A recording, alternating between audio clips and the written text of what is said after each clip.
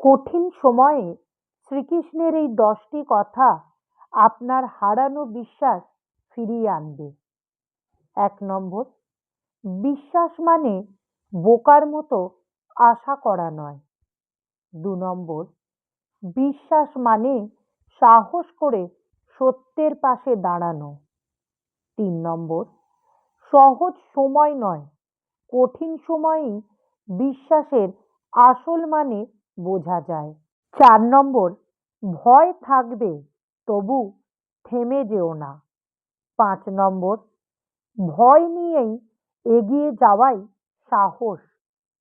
৬ নম্বর, আমি তাদের সাথেই থাকি যারা পালিয়ে যায় না।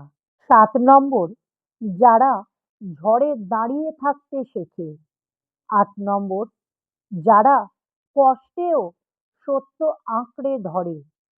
৯ নম্বর, যারা অন্ধকারে ভরসা করতে জানে।